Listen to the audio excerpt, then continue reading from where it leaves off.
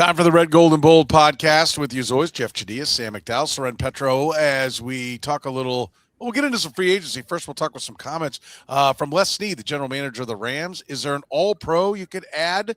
Question he's asking aloud about the Rams. A lot of people speculating on Trent McDuffie being that all-pro. Does it fit? What would it take? We'll get into that. Breece Hall gets the franchise tag. That's $14.3 million for Breece Hall. The cost of running backs going up. We saw what David Montgomery brought in a trade. How do the rest of the free agent running backs stack up? We'll get into that. What about making a move for an offensive tackle? The Chiefs have rumored to have some interest in Rasheed Walker of the Green Bay Packers. Is this the plan over at right tackle? Is it insurance for left tackle? Is it even a reality? We'll get into some of the other free agent news that's going on. We'll do it right here, right now on the Red, Gold, and Bold.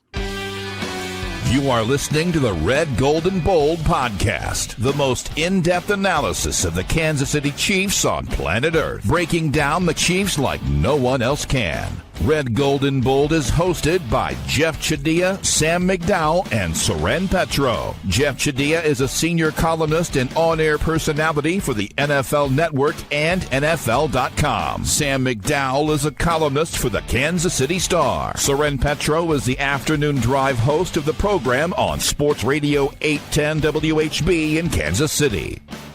The Red, Gold, and Bold podcast is proudly brought to you by Gann Asphalt and Concrete, Kansas City's nationally recognized full-service paving and pavement maintenance contractor, making parking lot problems disappear in Kansas City since 1994. Free consultations, no commissions, in-house crews, and every project comes with a written warranty. Find them online at GannAsphalt.com or call 816-484-3338. Gann Asphalt and Concrete, one contractor, all things parking lot. Now, here are the hosts of the Best Chiefs podcast, Jeff Chadiha, Sam McDowell, and Soren Petro.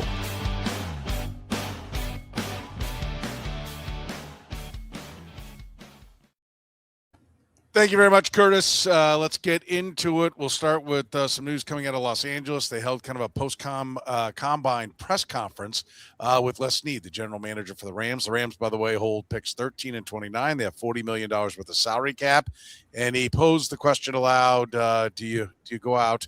How did he put it? Is there an all-pro you could add? You got to ask yourself, the Rams willing to move one of their first-round picks or maybe some of their picks for an all-pro? Immediately speculation, Sam, went to Trent McDuffie. Is that where it should go?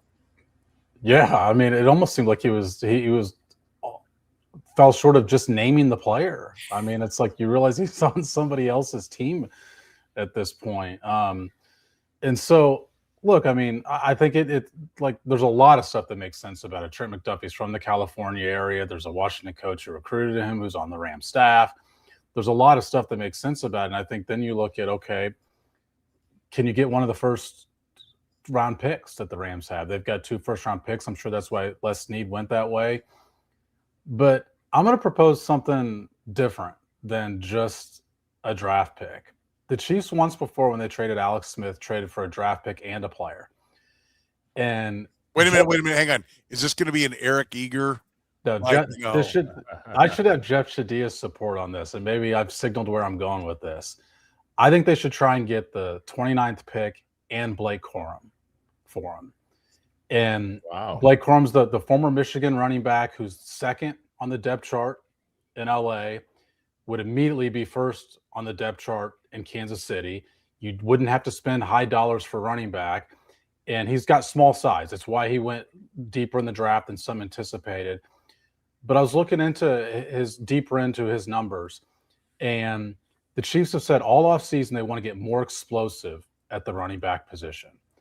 There's one player who was the most explosive running back on between the tackles runs last year in the entire NFL, the highest explosive run rate, and it was Blake Corum on between the tackles run. I just think he's due for a bigger workload, and the Chiefs can offer him a bigger workload. It opens up the number 9 pick in a different way. It opens up your free agency options in a different way.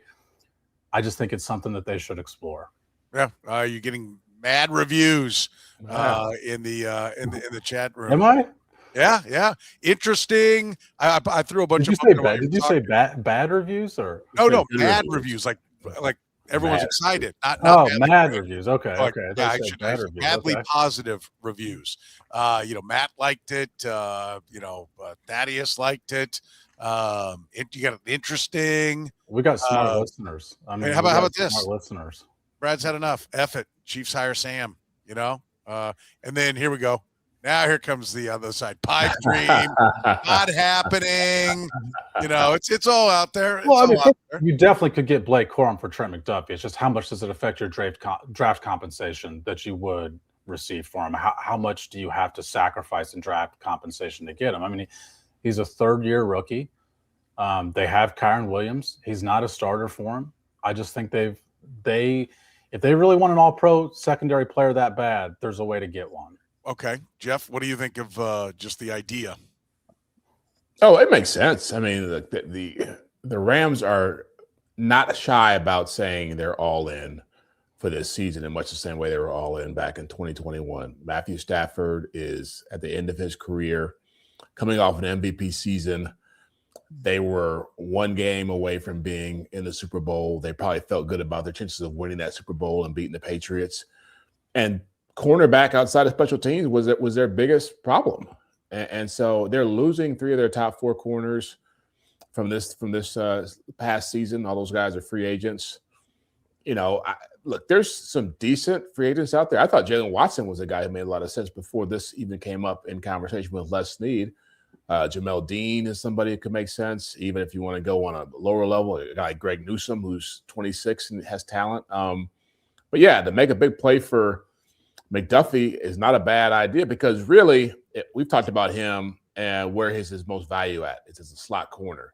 Who was the best receiver in football last year? A guy who plays a lot out of the slot in Jackson Smith and Jigba in Seattle. And not only in that part of the NFC, but you're talking about Amon-Ra St. Brown and guys like Chris Olave. There's a lot of guys who operate out of the slot in the NFC. And so it wouldn't be a bad idea if you're the Rams to take a chance on a big gamble, a big swing on a trade like this to get a guy who's a really good slot corner and justify paying.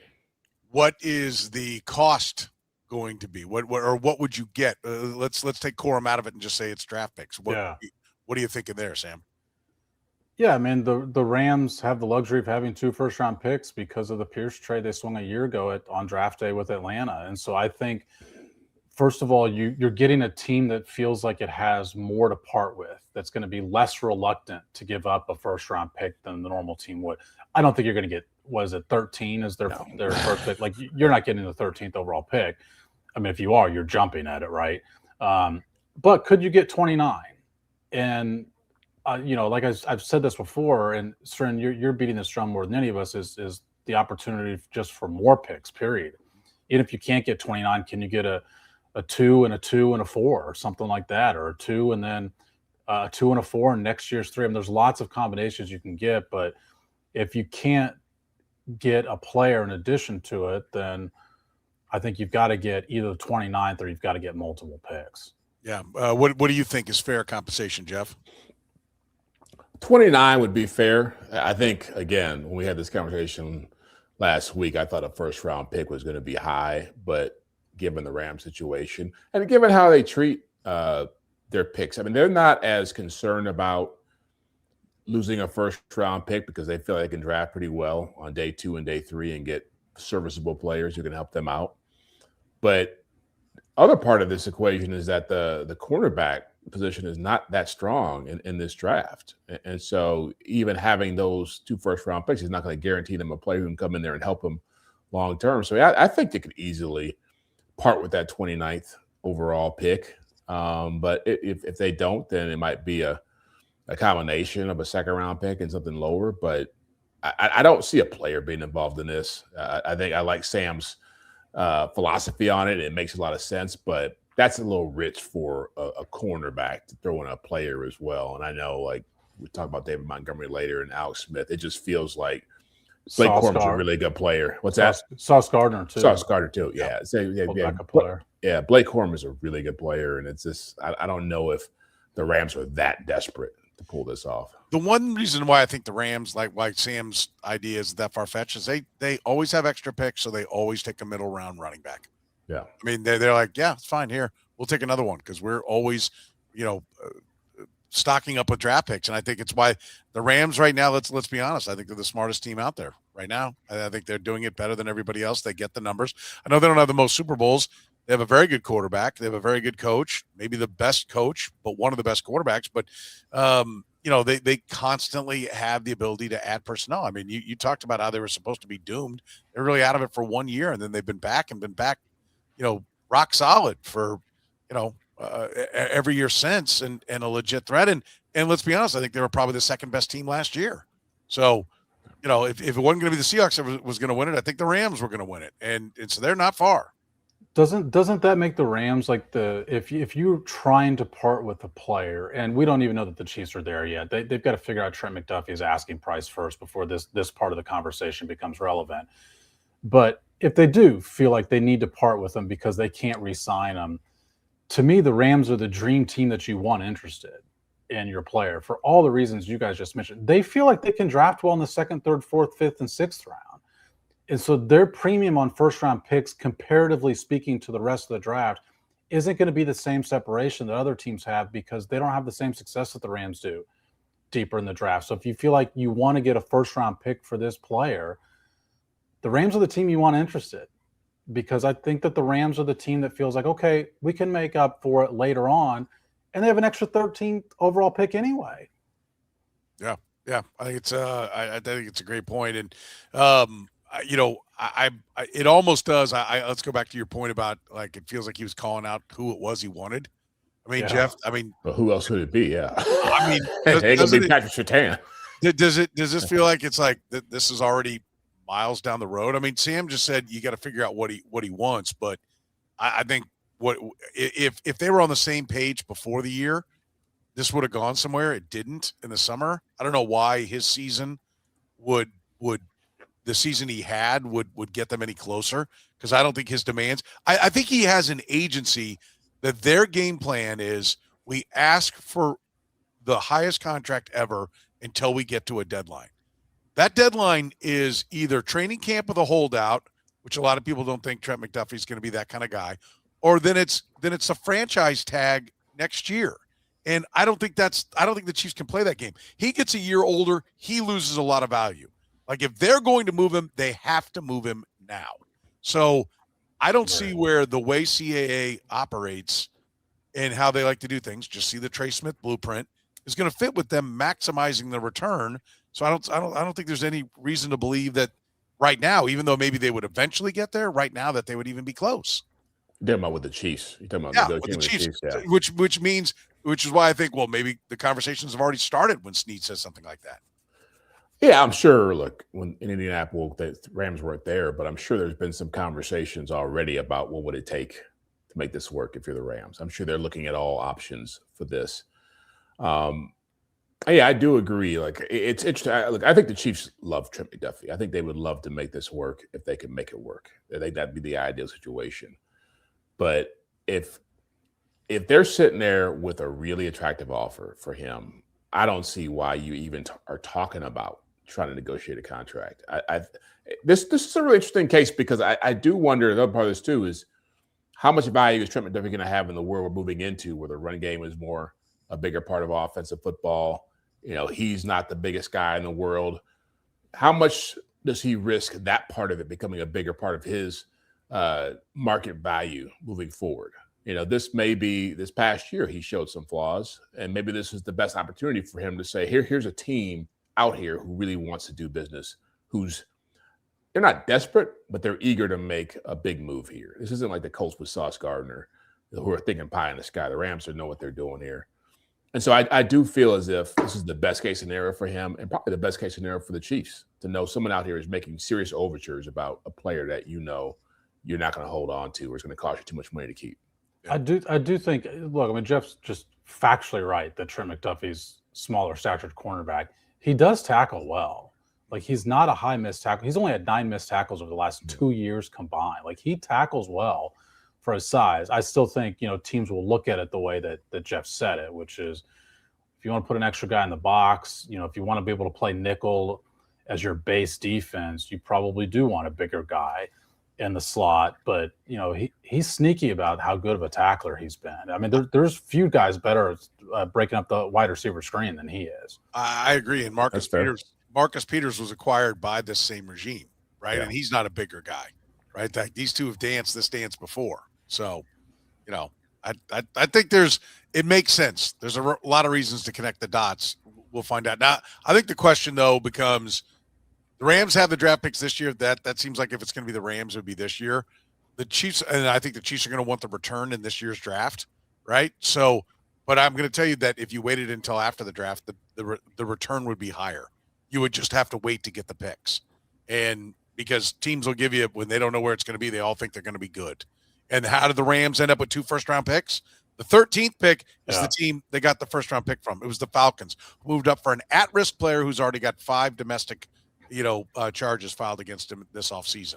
So teams will make some outlandish offers after the draft is over because it's next year's draft, and we don't really care that much about those picks. But it's right now, and you've built your draft board, and moving those picks are harder to do. The Rams are the right team because, to me, they operate on math, and they will just separate the emotion and go, fine, here's the picks because we get what we need. So that's a good team to talk to right now because they don't mind giving up the picks. Other teams, they're so precious. We did all this work.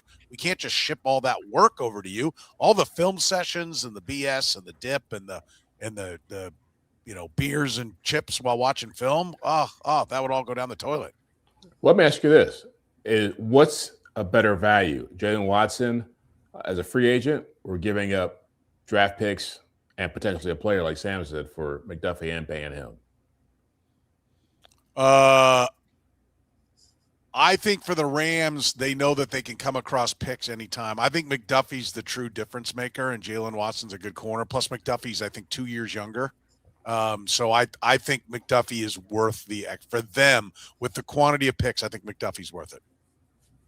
Yeah, I think Les Snead's comments were they're not just looking for help at cornerback; they're looking for a number one. They're looking for somebody to be the leader. They're looking for an all-pro caliber wherever they're going to play him. Yeah, man. But look, I mean, before this conversation happens, this is a really interesting conversation to me. Before it even takes place, it has to be what Soren said. Like, the Chiefs have to make the decision that this needs to have a resolution before the draft. Yeah. Whatever that resolution is, it needs to take place before the draft. You cannot get into minicamp. And I don't think the Chiefs are headed that way, by the way. I don't think they're going to get into minicamp. And we're going to be talking about whether or not he's going to hold out or training camp. But they need to make sure that this is decided one way or the other. You either decide you can afford the player or you decide you can't. And then you see what the best offer you can get for him is. And by the way, if someone else comes to the Rams first, you don't want to be second team in here. You don't want to be losing teams who feel like they've solved this problem. Yeah, I think it's a great point. All right, let's take a break. We'll switch gears, talk to running backs. Breece Hall gets the franchise tag. David Montgomery, the price he brought back. What's that mean for the Chiefs trying to fix their running back position? We do that next after you hear from our friends at Gann Asphalt and Concrete. Concrete season is in full swing, and asphalt paving is revving up. So right now is the time to get your property on the schedule with Gann Asphalt and Concrete.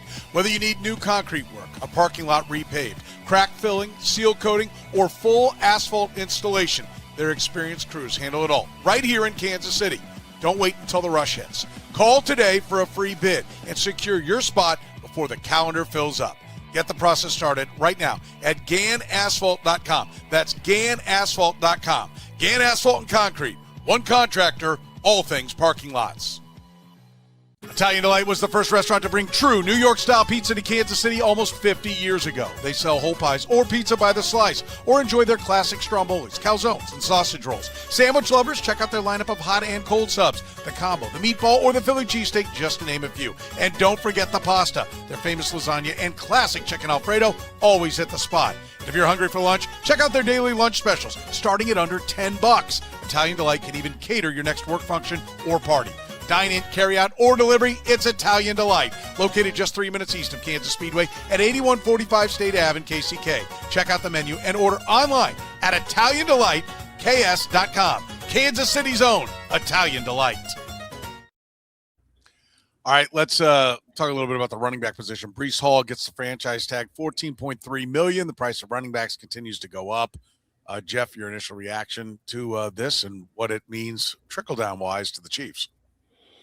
Well, it means the market for running backs is going to be really competitive, right? I mean, if you're the Texans and you're making a play, I like David Montgomery. I've watched him a lot with the Lions. I mean, he's almost 30 years old, and you're getting 2 picks and not a great offensive guard, but you're getting a player back for that. That's a huge haul for a guy who's probably doesn't have a whole lot left in the tank. So to me, that with the combination of Breece Hall, it just tells you it's going to be an expensive market, and the Chiefs are going to have to. I wonder what they're going to be looking for and how much they're willing to pay to get something of quality, because Travis Etienne now is going to get paid. Kenneth Walker is going to get paid. You can go down to the guys, even the Rico Dowdle type guys have to be thinking about what Javonte Williams got in Dallas. Like, he didn't have a finish strong, Dowdle didn't, but all these guys are going to get money. And so to me, it just backs up what we were saying earlier towards the end of the regular season, which is that the market for running backs is going to be hot. Yeah. What's it mean to you, Sam? Yeah, I mean, I look at more the fact that Kenneth Walker didn't get tagged, because I thought the Breece Hall move was more anticipatory than I thought Walker very well could get tagged as well. I mean, this to me is like a Major League Baseball bullpen. As soon as the closer's off the market, then everyone else has to backfill the rest of the positions, and that changes their value too. I mean, Lucas Ursek pitched in the 9th inning is different than him as a 7th or 8th inning guy. When there's one guy off the market and it's the top name off the market, everyone else is just going to make a little bit more money, and everyone else is going to cost the Chiefs a little bit more money if they want him, because every running back team is now not going to be looking at Breece Hall. They're going to be looking at Kenneth Walker at the top, and then it trickles down from there. So, this is why you don't want to be making these kinds of moves in free agency. But I will say the opposite of this is you'd rather be making this kind of move for running back, to me, than needing what else the Chiefs need. Edge rushers, which we're going to get to on our list, are a lot more expensive for a lot less quality at that position, which factors into me what they should do at the draft as well. Yeah. Does that does the Jeremiyah Love runs a 4.3640 now at this price? We talked about being expensive when you go with the number 9 pick. Two things. Does Jeremiyah Love, Jeff, get out of reach? There's some people saying he could go 2 or 3. Does that take him out of the equation for the Chiefs? Or if he's there at 9, does it make it a lot more palatable to take him on I think it's 4 for 31 is what that deal ends up being for the number 9 pick. I think it's 5, 6, 7, 8 or 6, 7, 8, 9. I can't remember how it stair steps up on what the deal would be. Does it make it easier for the Chiefs to take the running back, because now cost-wise it is cheaper? I'm still in that skeptical stage of I want to see the Chiefs running the football at a high enough clip to where being a top 10 pick on a running back makes sense. Until I see how that looks, and I'm not going to see it obviously until next season, I'm not going to be sold on the idea of Jeremiyah Love making the most sense for them. And if you're going to continue doing what they're doing, which probably I think it will be a combination, or it will be somewhere in the middle of what they've been doing and what they need to do, that we'll see next year with the run game. If that's going to be the case, spend a day 2 pick on a running back and go with a more premier position. Very high likelihood Jeremiyah Love won't even be there because of the 40 time, because there are teams like the Commanders who pick ahead of them who need running backs, that the Saints pick ahead of them who need running backs. And there's not really a ton of star players at the top of this draft. And so between 1 and 8, I mean, these linebackers from Ohio State who've had these great combine performances, I mean, you really want to spend a top 5 pick on those guys? I think Jeremiyah Love is going to make a lot more sense to some people before the Chiefs ever have a chance to draft him. And so if they're lucky enough to have an edge rusher go to them at 9 versus having to make the call on Jeremiyah Love, I think that's the best case scenario for them. Yeah, I will say this. I think Jeremiyah Love does fit the mold of more of a Christian McCaffrey type, in the sense that even if you're throwing the ball, I think his receiving skills are such that he's still got a role. I don't think the Chiefs have to become, a super run team, but I also think there's going to be a concentrated effort to run the ball more. I mean, I do think that's part of what they're doing. What does it do? How does Love factor into this equation with now the new high price of trades and free agency with the running back position? I just think it makes it more likely that they're not going to have to make this decision, because I think it's more likely that he's going to be gone in the first 8 picks. Look, no one who's watched the tape should be stunned that Jeremiyah Love ran a 4.36. I mean, it comes across on tape. I think he was, he's second in all of the NCAA in breakaway yards. First, by the way, was Mizzou's Ahmad Hardy. Second in the percentage of his runs that turn out to be explosive rushes. Like, this shows up on the tape. I mean, he's big, he's fast. It's why he's a running back who gets discussed in the top 10 and potentially even higher, potentially in the top 5. And I think it just probably confirms what a lot of the scouts already had thought about Jeremiyah Love. Yeah. Do you? I tend to agree. I think it may have now pushed him, whether it's Washington or New Orleans, past where the Chiefs get him, and so that could make the decision for him. What do you think of the other running backs, Jeff? Like, I don't think you want to spend on Kenneth Walker. Like, the Seahawks aren't spending on Kenneth Walker. Yeah. That tells you everything you need to know. Kenneth Walker, anyone who plays fantasy football can tell you, is a frustrating pain in the ass until about the last, 9 games of this year and the playoffs. Like, there's a lot of T's in Kenneth Walker. The Jets don't know what they're doing. There was the same thing for the 2 previous years with Breece Hall. A lot of promise, a lot of T's, not a lot of delivery. Here the Jets go throwing $14 million at him. The Seahawks are a smart franchise. A lot of T's there with Kenneth Walker. They didn't put the money down for him, and they won the championship. They had all the reason in the world to do it. So, I don't think Kenneth Walker is the ideal move, because I think someone will overpay for him, Jeff. But is there someone up there, that you do like? I like Algier. I like Tyler Algier a lot. Me too. I mean, he's the one who makes the most sense. I mean, if you probably could make a case for Rico Dowdle, just because he had some big moments, but he also fizzled out at the end. And I feel like Algier has shown enough ability. I think what they're going to do is have a combination of running backs, not just a bell cow guy. And so he's been in that situation before, obviously playing with Bijan Robinson in Atlanta. But yeah, he's the one who I would like a lot. And you're right about Kenneth Walker, because the Seahawks spent a second-round pick on Zach Charbonnet a year after they took him. So they weren't completely sold on him. But I think the key here, again, is just like, what we all know the Chiefs are going to run the football more. The point I was trying to make is, how committed will they be to an offense that takes the ball out of the hands of Patrick Mahomes on a more consistent basis? That's the bigger question to ask, because I just don't know how that looks. When Kareem Hunt was here and he was leading the league in rushing, it was Alex Smith, and they knew they had to do more things to make that offense hum with Alex Smith as the quarterback. Can they not just run the football better, but can they conceive of a world in which Patrick Mahomes is throwing dump-off passes and getting under center and handing off at a 45% clip, to make it work? I mean, it's not just a running back, it's just the attitude towards running it. Yeah. I'll throw out the name Kenneth Gainwell as well, because he's a guy that catches the football. I like Tyler Algier. Sam, you got any? By the way, Algier, we're in Atlanta, he wants 3 for 21. And when he first said that, you're like, oh, God, I don't know. That's a lot. Then you see the David Montgomery trade and the Breece Hall cost. You're like, oh, okay, I think I might be happy to give that contract to him if I can get it done right now and put him on the team. Sam, where are you looking? Yeah, I think if that was more like a 2-year deal that you could get out of with I mean, I think the Chiefs are in an uneasy position, because these giving out 3-year deals to running backs who have exhausted their rookie contract is an uneasy thing to do. I mean, to me, I'd want to be almost the last one in the market. I wouldn't want to be one of the first 2 teams in the market, and let the market determine whether Kenneth Walker is the top paid guy, whether it's ETN is the second highest paid guy, or whether it's Algier is the second highest paid guy, and try and be like the 4th or 5th team because then you're going to get a better deal and a cheaper. I just don't see a ton of separation between a lot of these guys where I'm like, oh, I agree with you, Soren, that I think Gainwell would be a great fit. I don't know if he's an every down back. I think he'd be a great fit as a 3rd down running back. Like, it'd be hard to best that as a 3rd down back. But it's why I keep saying I think the Chiefs could use 2 of these guys. I mean, if you could get Gainwell for cheaper and execute my trade, and I think both mine is particularly unlikely, but you'd feel pretty good about their backfield at that point. Yeah, I think. I mean, I think Gainwell's probably a better runner than given credit for.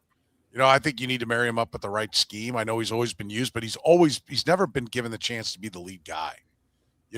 Priest Holmes couldn't be the lead guy till he was. And Gainwell's always had somebody else seemingly in front of him. I think he's kind of intriguing. I mean, the price tag is going to probably, dictate it. I think that's probably ultimately going to be what ends up determining where they go. So, we'll see what they end up getting from it. But, I think it is interesting. And I don't know. We'll see. We'll see. Well, it also speaks to just how much they've whiffed, or just how big a mistake it was not to see this trend coming, where you could have had Derrick Henry, and you could have had Saquon Barkley. You could have had guys on better deals who are way more productive. Yeah, for sure. All right, let's take another quick break here. We want to get into the offensive tackle market. The Chiefs have been rumored to be doing something there. We'll do that right after you hear from our friends at Northland Injury Law. Northland Injury Law, Kansas City's Google 5-star rated personal injury lawyers, serving KC for more than 40 years, voted Kansas City's #1 accident lawyers, helping people with serious injuries from car accidents, work accidents, falls, and other personal injuries. Northland Injury Law doesn't get paid unless they get money for their client. Don't wait, get compensated now. If you have a case, text HURT to 22222. That's HURT to 22222, or call 816-400-HURT. That's 816-400-4878. The choice of a lawyer is an important one and should not be based solely upon advertisements. Gann Asphalt and Concrete is looking to grow their team. If you have heavy construction foreman experience with heavy equipment, asphalt or concrete labor, or just want to learn a new trade, contact Gann Asphalt and Concrete to join their team today. Top of the market pay, company provided insurance, and paid time off and holiday pay are just a few of the great reasons to join Gann's expanding team. Learn more about this great opportunity with Gann at GannAsphalt.com/careers. That's GannAsphalt.com/careers. Gann Asphalt and Concrete. One contractor, all things parking lots. All right, let's talk about the tackle position. Should the Chiefs be going after another big ticket free agent on the left tackle or on the tackle market? He plays left tackle in Green Bay. Rasheed Walker, the Packers, the Chiefs, it was written, it was Jason LaCanfora, linked the Chiefs to Rasheed. Like that. I was going to just put the name on who wrote it. Is he an NFL insider? Was at one time. That was one of the ones I saw. The radio guy. Yeah. Well, I know he's not popular in Kansas City. But, is that a road they should be going right after they're getting out from under Jawan Taylor's contract, jump right back into another one of those kind of deals, Jeff? I'm not crazy about it. And I understand the appeal of it, because they're always going to be mindful of how can we best protect Patrick Mahomes. But at some point, you have to let the 2020 season go and the loss to Tampa Bay go, and not be so always thinking, man, we have one weak link out here, one guy who's not amazing, that we're going to have an awful offensive line. I mean, Jawan Taylor, for all his, flaws, was still a really good pass protector. And that shouldn't be lost in this conversation. I don't think you have to go out and have every member of your offensive line be a stud, because at some point you're going to end up overpaying for guys and cause yourself some problems elsewhere. See Trey Smith. Right. I mean, so I'm not. It'd be different if there was a hole at right tackle. They have a guy to play there, a guy they spent decent money on to play there. They can figure out the problem next year. They can draft a guy to play tackle for you. They've obviously done that in the past. I just don't think they have to be chasing that position. This is more, their offensive line will play better when the scheme gets better. I think that's how I look at it. What do you think about jumping in on a free agent, Sam? Doesn't make any sense to me at all. I mean, this kind of money to put into a right tackle. Look at the kind of money and resources you've got: a first-round pick, a second-round pick, the highest-paid center, the highest-paid right guard in the league, and now you're talking about the possibility of dipping into paying potentially one of the highest right tackles in the league. I can't make sense of all the needs when we went through it, position by position for this team. I'm not saying they're set at right tackle. I'm not saying Jalen Moore is even above average right tackle. I think he does well enough to where with those other four guys, you don't go into this offseason saying, man, we need to dip $20 million into right tackle now. I think it makes more sense than you do, because I think Josh Simmons is still a question mark.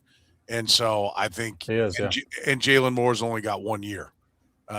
If Jalen Moore, if we were talking about a guy who's coming off his rookie season, you had 3 more years of control, I agree with you. But I think Josh Simmons is still and I'll even say a major question mark. The wrist injury is just, freak thing, that's just, it happens. It's football. But, we didn't see him play 17 games on that knee. Right. So, which may end up being a great thing that he got to kind of just get in and get back in the fold but didn't have to tax it, all the way through a Super Bowl, play 23 games with preseason, or 20.2 games, however much he'd play in the preseason. That may end up being a good thing, but I think it does make it a question mark. So I think getting a guy, Walker's, I think 26. So he's on the younger side, which I can see the Chiefs liking that. He's a better pass protector than a run blocker. I can see the Chiefs overvaluing that side of the equations. He's basically Juwan Taylor all over again, except for he played on the left side, which to me makes him even more valuable. Question is, what would it take? So Andy Reid likes to get those tackles locked up. I think the problem is he always had good fortune of getting really, really good ones. And now I think he's stretching for guys that are just okay. But I would tend to agree with, like I said, I think there's a little bit more need than you do, but I do think Andy Reid is stretching. He's reaching to put this much money into this position. Yeah, it's that when you said the question is what price, like that's what makes me say this particular move. It's not that you can't at all address getting depth or getting better at right tackle. It's that that's not going to be a cheap price, and like being one of the most expensive right tackles in the league, that's what doesn't make a lot of sense to me.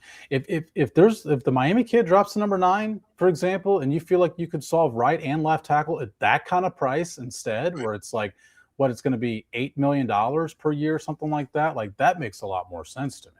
Well, and it's also, you're talking about having, now we're just being hypothetical here, having the highest paid center, the highest paid guard, and the highest paid right tackle when you have all the other needs to fill. I mean, that's just being told your situation. I would assume Penny Sewell's making more, but I can't remember what Penny Sewell's number is. But he's going to be up there. You'd be making a guy who was, I think, on PFF the 56th graded tackle overall, one of the highest paid. Whether he's the top or not, he'd be one of the highest paid. It's a very good point. I think the other reason why he's going to make so much is the fact that you look at the other guys that are on the market. Yeah, Braden Smith is 30, Wilkinson 31. He's by far, like I said, the youngest. Cam Robinson, 30 years old. I mean, it's like, if you're going to solve this, if you're going to add depth to the tackle position, I don't think you're going to like. I do think he is the best option of what's available in free agency. And so, I'd feel better about making this move if you didn't pay the guard. Yeah. It would be a lot easier to stomach if you didn't pay the guard. But how many like guys that we have signed for the Chiefs if they hadn't paid the guard? We've got 20 extra guys on the roster. Right. Does it mean they don't trust Simmons? I mean, is it, if they would make this move, is it a clear sign that there's real fear, Sam, with Simmons? I mean, it's well, first of all, it's reality that he left in the middle of the year, in a publicly unexplainable reason. So I think it's only logical, based on what we know, that you can't say it's just a given he's going to play 17 games next year. And so, that's a real thing. I just, like I said, it's the price here that I'm balking at, not the potential to address the position at all. You agree? Big question mark still around Simmons, Jeff? Yeah. Oh, yeah. Look, I mean, when you're in the middle of a season and the way that season went for them, you're trying to hang on. You're trying to get through it. But I'm sure they got to the offseason and they were like, what are we dealing with here? That doesn't mean it didn't get enough play nationally because it's in Kansas City. He's not a huge name player. But if that had happened in Dallas or Philadelphia, it would have been all over the place. And I do think that, whatever it was, we always have to have this caveat of I hope he's all right. But there's no way you could be running a pro football team, have that happen, and not think, can we trust this guy? It's not have it happen again, just because of the way it was handled publicly. Yeah, agreed. All right, let's talk a little bit about the wide receiver group. Is there, Sam, a wide receiver you like? Mike Evans, Alec Pierce, Juwan Jennings, Romeo Doubs, Rashid Shaheed. What does the free agent market look? Because the Chiefs definitely could use one, being that their number 3 wide receiver is Jalen Royals right now. Yeah, I mean, look, Alec Pierce. Or maybe more so that their number 2 is Xavier Worthy. Yeah. Well, I was going to say Alec Pierce is the guy who the Chiefs wanted Xavier Worthy to be. I mean, he led the league in yards per catch, over 20 yards per catch. I was looking this up today because this was on a rundown. 24 downfield catches in the last 2 years. Xavier Worthy has 7. Alec Pierce has 24. So, like, stylistically, it's a great fit. Financially, I don't anticipate being a good fit at all. I mean, Alec Pierce is going to get paid. He's probably the best overall wide receiver on the market when you consider the age coupled with the ability, because, I mean, Mike Evans is a Hall of Fame wide receiver. It's the age, I think, is probably going to – he's going to have to look at a 1-year deal or, a 2-year deal where a team can get out after one. I think the Chiefs should be looking in the wide receiver market for sure. It's just, it seems every year that these guys are getting paid at such an amount that it's going to be uncomfortable. I mean, maybe Romeo Doubs is like a high level 3, as long as he's not your 2. I mean, Love had a high passer rating when throwing to him all 4 years. He makes a lot of contested catches, but I mean, there's no one who you say, yeah, that's a great guy and you can get him for cheap. Yeah. I was going to say him, Wan'Dale Robinson, all these guys. It's just even Rasheed Shaheed he was a nice piece for Seattle, but I would not invest huge money into a player like that who was just more of a gadgety, gimmicky type guy with some speed and some special teams ability than a guy who could actually put out there every down and make plays for. It's why New Orleans didn't keep him. It's hard to justify it. Yeah, I mean, to me, it makes like I look at this and I go, yeah, Tate from Ohio State at 9. Yeah. I mean, doesn't it? Well, we talked about the 40 time with Love that may do those of us who don't think the Chiefs should draft a running back at number 9. It may do the Chiefs a favor by not having to make that decision. Tate did not run well. And that may do the Chiefs a favor for the inverse reason. He may fall to 9 now, and because he ran about a 4.5, although I guess the coaches and GMs and scouts stopwatches in the stands are better than the lasers on the field, according to some of the reporting. And they've got him in the 4.4s. I've never understood that logic. But yeah, I mean, I think his tape is really good too. Yeah, I think that could be a part of the impact. All right, let's talk about the defensive tackle spot. Chris Jones isn't going to play forever. Chris Jones could use some help. He did perk up, have 3 sacks in the last 2 games to push his total to a robust 7 last year. On the defensive tackle spot, the interior, is there anything, Jeff, that catches your eye as that something the Chiefs should be tracking? Not based on how they look at free agents. I mean, Calais Campbell's is going to be. Is he 40 years old now? Calais Campbell's up there. Yeah. He's on the market. Probably the best guy is John Franklin Myers from Denver. He's a talented guy, but he's almost 30. Draymond Jones, who's played well before. He had a pretty decent year in Baltimore. But, I mean, again, the guys on the list are either aging or likely to be expensive, and there aren't a ton of guys who can fit what they need as far as somebody playing next to Chris Jones. I mean, it's just very small. It speaks to just how free agency's gone in general now in the last 5 to 10 years. Teams that have good players, lock them up. And the guys that get out there have warts. Especially premium positions. Yeah, I mean, I think when you look at the D tackle spot, you go, oh, God, really? Yeah. It's got to be the worst class, right? I look at Calais Campbell and go, yeah, 1-year deal, sign me up. I mean, he does what he does, and I actually think that would be a good fit for them. They like long guys. I mean, I think he would, play blocker for Chris Jones. I don't know how many snaps he can give you, but he's not going to command a lot of money. So I actually look at Calais Campbell and go, yeah, circle back and grab Calais Campbell towards the end. But I see someone in the similar vein as the guy's been playing a long time in Atlanta with Onyemata. Yeah. I think like his ability to rush the passer has diminished because his quickness is gone from him, but still stops the run at a really high rate, which really that's what you should be pairing next to Chris Jones. But I think defensive tackle is the thinnest class in free agency, in which case I think a lot of this is going to point back to, man, there's a lot riding on Omar Norman-Lott getting healthy and productive. Yeah, and I don't think you want it all riding on Omar Norman-Lott, to be honest with you. I mean, I think that gets a little bit scary. The bum knee. Yeah, I mean, just because it's another question mark. You don't like I've talked about this in baseball in spring training. You come out and you go if and if and if and if and if, gets you to your conclusion. Too many ifs are not good. It's not a good part of the equation. All right, let's take a look at defensive end. The edge. What do you like there, Jeff? Well, it helps that Trey Henderson's out there, even though he's an older player. I thought that might end up being maybe like a franchise sign and trade type deal, or tag and trade type deal. But he gets to be out there, but he's an older player, productive but older. Adafe Owe, the Chargers, played well with the Chargers, did more than he did with the Ravens, but he's got his limitations.